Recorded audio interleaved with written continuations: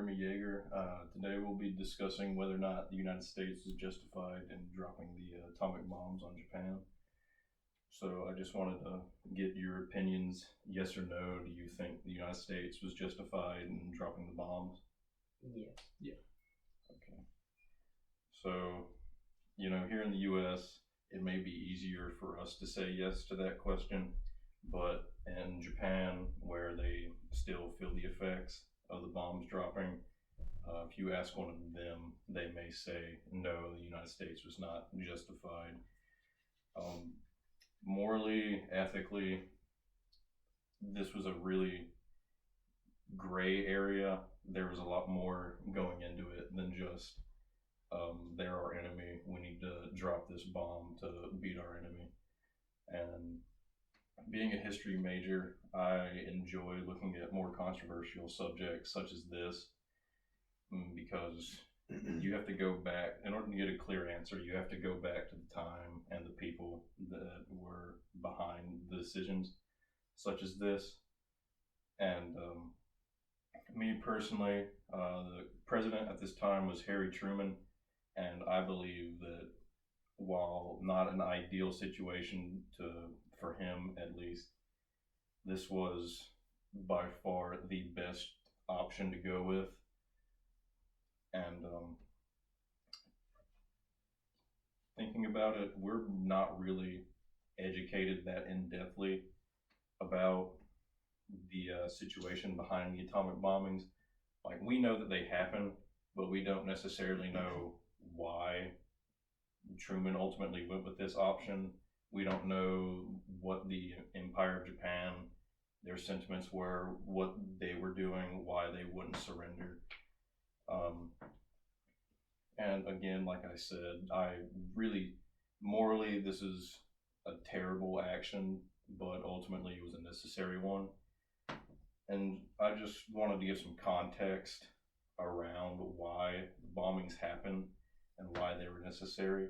So to begin with that, World War II lasted from 1939 to 1945. Germany surrendered early 1945. This was a great victory for the Allies, obviously, but as you can see here, Japan refused to surrender despite it just being them versus the entire Allied force. So Truman, because of this, new president after Franklin Roosevelt died, he was presented with a very tough choice, and he really didn't know what to do. He had a few options. They tried to sue for peace immediately after Germany surrendered, but the Empire of Japan said, we will never accept an unconditional surrender. I have a quote from this article I read from Hayashi Yoshikatsu, and was an official in the Japanese government was talking with a Russian ambassador trying to sue for peace, and he told him that with regard to unconditional surrender, we are unable to consent to it under any circumstances whatsoever. So, as you can see with that, they were never going to accept any unconditional surrender. They wanted to be on equal terms with the Allies, which in and of itself is a very unfair thing to ask, considering all that the Japanese had done during World War II and who they had allied themselves with during World War II. But the atom bomb was just one, it wasn't even brought up initially. Another option that Truman had was they could have invaded mainland Japan just like they did in Germany. This would have been called Operation Downfall, which I'll discuss later, but the reason why he ultimately went with the bomb was because none of the options presented to him other than the atom bomb were ideal. You would have massive losses of life, or you would leave a tyrannical regime in power. So obviously they didn't want to do that. So this will bring me into my next point, Japanese brutality during the Pacific Campaign. This is why the Japanese government, the Emperor of Japan, could not be left in power. To say the Japanese committed atrocities during the Pacific Campaign is kind of not really touch on a very traumatic subject. I have two great examples here. We all remember Pearl Harbor, which is what got us into World War II, but two, in my opinion, more just outrageous examples are here, the Bataan Death March. This is a propaganda poster from the time period where when the American and Filipino troops in the Philippines surrendered, the Japanese basically treated them less than human. I have a quote from this another site I used to get information for this called Atomic Heritage. It said the Japanese military followed the Bushido Code, which essentially stated that surrender was shameful, and therefore the recently surrendered Americans could be treated as less than human, and consequently they were. They would be forced to march. I read another article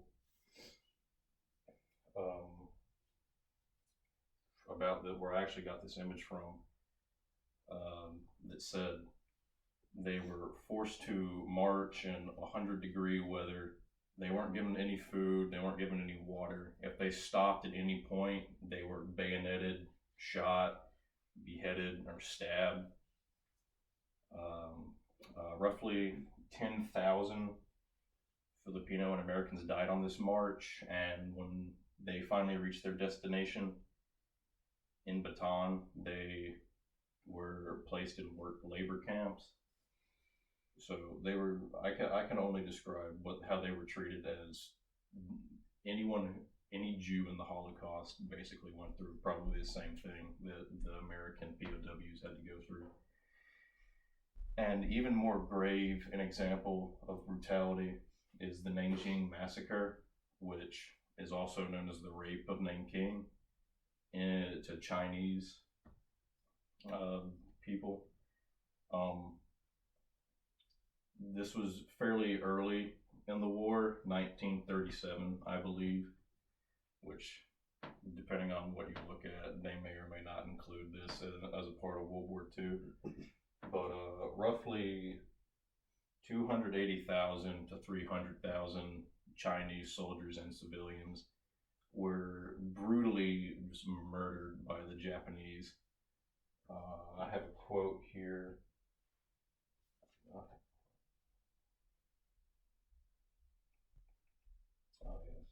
I have a quote here from the UCF database. It said they shot, beheaded, or used Chinese soldiers for bayonet target practice. This mode of killing Chinese troops and civilians continued in stealth throughout the siege of Nanking. So these are just two really awful examples of the kind of conduct that Japanese soldiers did throughout the Pacific Campaign. And that's not to say that no Allied soldier did anything like this. Obviously they did, but this is just two great examples as to why the U.S. could not leave the Empire of Japan in the way that it was. So here is also Operation Downfall, which I said I'd discuss earlier. This was the planned invasion of the Japanese homeland, and the reason why Truman wanted to go with the bomb rather than allow for this to happen is he was worried that this would cost, I believe the estimation was about 1 million more Allied casualties. That may be an exaggeration. A lot of scholars today think it's an exaggeration, but the fact remains is a lot more people would have died had the U.S. That means Japanese civilians and soldiers. That doesn't just mean U.S. soldiers or any Allied soldiers. This would have cost way more lives than dropping the bombs did. And one reason he was afraid, I have a quote here from Michael Peck, said the Allies would have enjoyed air and naval supremacy had they gone through with this, but then again, they had both of these during the Battle of the Bulge, which was an earlier engagement in World War II, and it still cost massive Allied casualties. Also here I have Okinawa as an example as to why Truman didn't want to go with this option. At Okinawa, the Japanese were severely outnumbered, and they almost fought to the last man, killing, I believe, around 40,000 U.S. troops. So Truman did not want to go through with this because he wanted to save American lives, and ultimately this is one of the main reasons he went with the bomb. So was the bombing really necessary? Hopefully now you can see that yes, it was. I have a quote from Kay Zegsipansky about the South Korean, some sentiment from South Korea concerning the bombing. At that time, Korea was a Japanese protectorate, and just as they did with the Chinese, the Japanese also mistreated those colonies. So, as one South Korean puts it, many Koreans view the atomic bombings as a means to bring about victory for justice. They didn't enjoy, much like anyone, they didn't enjoy the Japanese occupation, so they wanted it to get over with as quickly as possible.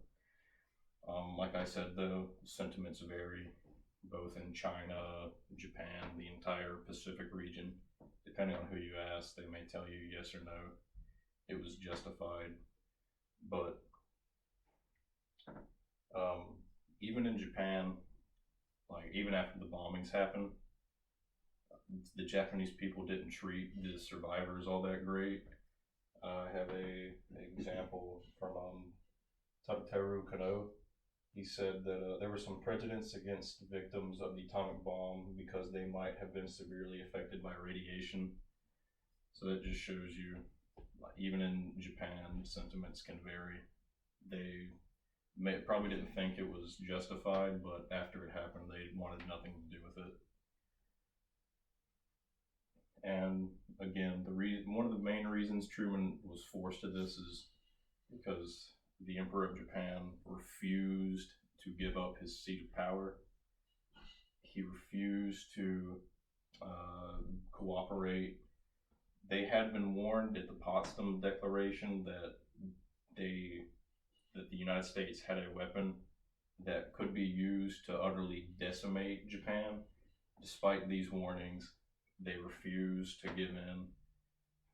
He refused to work with the Soviets very well, and ultimately it was his stubbornness that brought this about, because as I've already shown, Truman wasn't willing to waste more American lives on a war that it had already claimed more civilian and military lives than any war prior or since.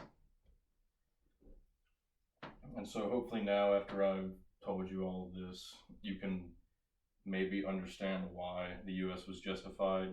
And hopefully you'll see that it's not as easy as Truman just wanted to bring World War II to an end just because he had the bomb, he could use it. He used it because he wanted to ultimately save more lives than it took. I think roughly 200,000 people died in combined bombings.